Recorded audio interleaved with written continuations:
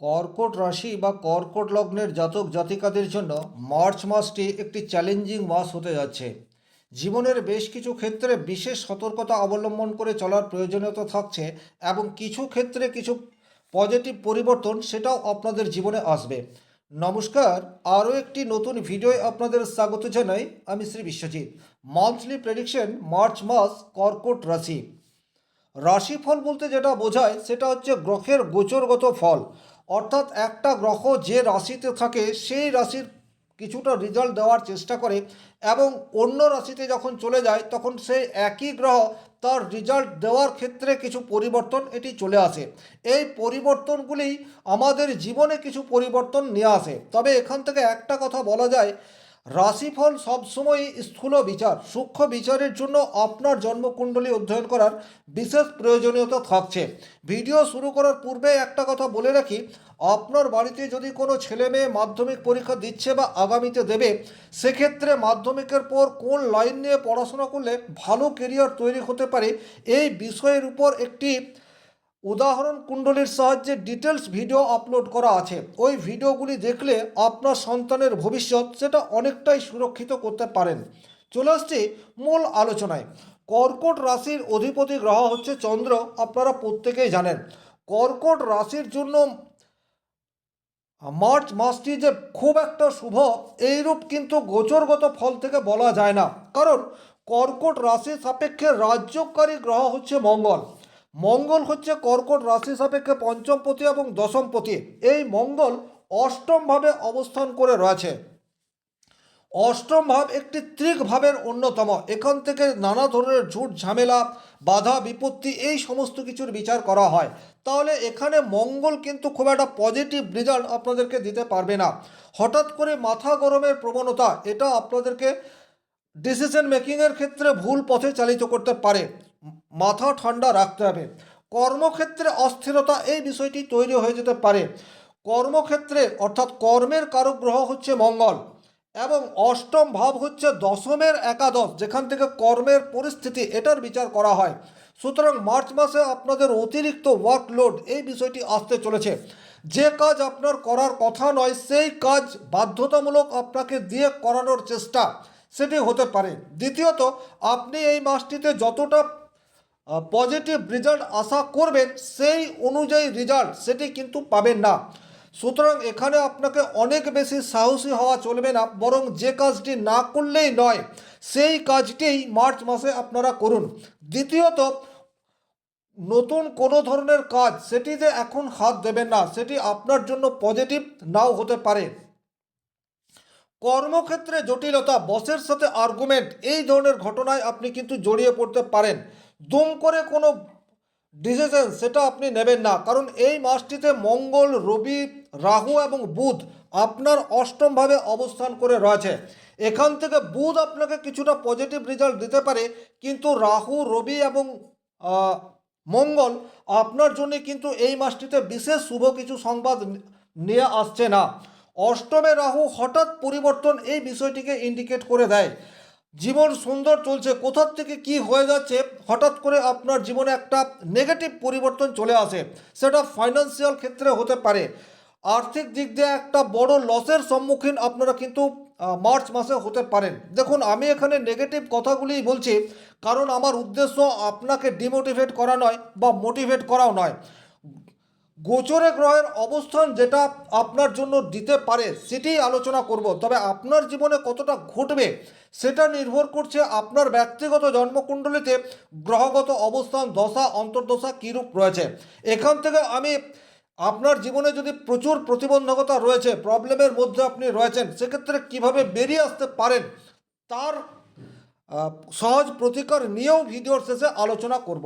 তাহলে ফাইন্যান্সিয়াল একটা লস হওয়ার জায়গা, হঠাৎ করেই কোথার থেকে আপনার প্রচুর অর্থ ব্যয় হয়ে যাচ্ছে এই ধরনের একটি সংযোগ সেটি তৈরি হতে পারে। তার কারণ হচ্ছে দ্বিতীয় ভাবের অধিপতি রবি সে অষ্টমভাবে অবস্থান করে রয়েছে এবং দ্বিতীয়ভাবে কেতু অবস্থান করে রয়েছে। এমন কোনো আগন্তুক আপনার কাছে চলে আসতে পারে এবং তাকে সাহায্য করতে গিয়ে আপনার প্রচুর অর্থ ব্যয় এটা হতে পারে। কোনো শারীরিক অসুস্থতা আপনার ফ্যামিলিতে বা আত্মীয় পরিজনের হতে পারে, হসপিটালিটির খরচ সেটা আপনাকে এই মাসে পে করতে হতে পারে। কেউ আপনার কাছে ধার চাইতে আসছে, এই ধরনের ঘটনা আপনার জীবনে মার্চ মাসে ঘটতে পারে। আপনি এই ক্ষেত্রে যেটা করতে পারেন, আপনি পরিস্থিতি বুঝে তারপর সিদ্ধান্ত নেবেন। অর্থ দেওয়া যদি খুব নিতান্তই প্রয়োজন হয়, নিকট আত্মীয়ের শারীরিক অসুস্থতা থাকে, সেক্ষেত্রে তো দিতেই হবে, কিন্তু এটাকে যদি অ্যাভয়েড করা যায় সেটার দিকেও আপনাকে লক্ষ্য রাখতে হবে। কারণ এই মাসটিতে আপনি যে অর্থ দেবেন সেই অর্থ রিটার্ন পাওয়ার ক্ষেত্রে বেশ কিছু প্রতিবন্ধকতা সেটি কিন্তু তৈরি হয়ে রয়েছে। রাহু, রবি এবং মঙ্গল এই তিনটি গ্রহই কিন্তু অষ্টমভাবে আপনাকে খুব একটা পজিটিভ রেজাল্ট এটি দিতে পারবে না। কিছু কিছু শাস্ত্রে বলে রবি অষ্টম ঘরে থাকলে অষ্টমপতির দোষ সেটি লাগে না, এটা ঠিক, কিন্তু রবি কুম্ভ রাশিতে রয়েছে, এটা আপনাকে খেয়াল করতে হবে। কুম্ভ রাশিতে রবি খুব একটা শুভ ফল দেয় না, কারণ এটি রবির শত্রু রাশি। সুতরাং এখানে কর্মক্ষেত্রে যেমন অতিরিক্ত চাপ নেওয়া থেকে আপনাকে দূরে থাকতে হবে। বসের সাথে আর্গুমেন্ট জনিত সমস্যা সেটা আপনার জীবনে চলে আসতে পারে। আবার আপনার সম্মানহানি সেটাও কিন্তু এই মাসে হয়ে যেতে পারে। যতটা সম্ভব কর্মক্ষেত্রে লয়াল থাকার চেষ্টা এটি আপনাদেরকে করতে হবে মার্চ মাসটিতে। তবে বুধ আপনাকে কিছু পজিটিভ রেজাল্ট দিতে পারে। এই বুধ হচ্ছে আপনার কর্কট রাশি সাপেক্ষে অষ্টমপতি এবং তৃতীয়পতি। মাফ করবেন, এই বুধ হচ্ছে আপনার দ্বাদশপতি এবং তৃতীয়পতি। শাস্ত্রে উল্লেখ আছে দ্বাদশপতি গ্রহ যদি ত্রিক ঘরে যায়, অর্থাৎ 6, 8, 12তে অবস্থান করে, তাহলে বিপরীত রাজযোগ তৈরি হয়। তবে এই যে বিপরীত রাজযোগ তৈরি হচ্ছে এটা কিন্তু সবার জন্য হবে না। আপনার লগ্ন যদি স্ট্রং থাকে সেক্ষেত্রে কিন্তু আপনি বিপরীত রাজযোগের পরিণাম পাবেন, কিন্তু লগ্ন যদি স্ট্রং না থাকে, লগ্ন যদি উইক হয়, সেক্ষেত্রে বিপরীত রাজযোগের ফল পাবেন না। যদি আমি ধরে নিই যে আপনার লগ্ন স্ট্রং রয়েছে, সেক্ষেত্রে বুধ আপনার কুম্ভ রাশির ঘরে অবস্থান করাকালীন যে সেক্টরগুলিতে আপনি পজিটিভ রেজাল্ট পেতে পারেন, নাম্বার 1, বর্তমান সময়ে হঠাৎ করে অর্থ প্রাপ্তির সম্ভাবনা সেটি কিন্তু আপনার তৈরি হয়ে রয়েছে।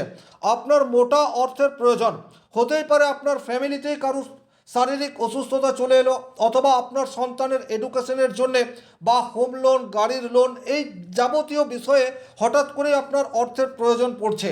সেই অর্থ কিন্তু কোনো না কোনো সোর্স থেকে আপনি পেতে পারেন বুধের কল্যাণে, অর্থাৎ বিপরীত রাজযোগের সুফল অর্থ প্রাপ্তির ক্ষেত্রে আপনার জীবনে ঘটতে পারে।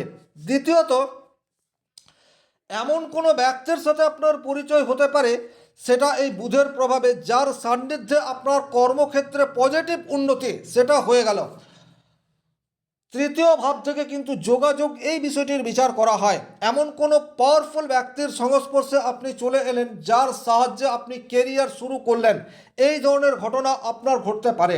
রিসার্চ ওরিয়েন্টেড কাজের সাথে যারা যুক্ত, বুধের পজিটিভ রেজাল্ট সেক্ষেত্রেও আপনাকে সাকসেস এই বিষয়টি দিয়ে দিতে পারে। কর্মক্ষেত্রে উল্টো রাস্তা দিয়ে অর্থপ্রাপ্তি এবং হিউজ পরিমাণ অর্থপ্রাপ্তির প্রবাবিলিটি সেটাও বুধের কল্যাণে আপনার জীবনে ঘটতে পারে। আবার এমনও হতে পারে যে আপনি লাইফ পার্টনারের কাছ থেকে কোনো হেল্প এটা পেয়ে গেলেন, শ্বশুরবাড়ির কাছ থেকে আপনার ফান্ডিং সেটা ম্যানেজ হয়ে গেল।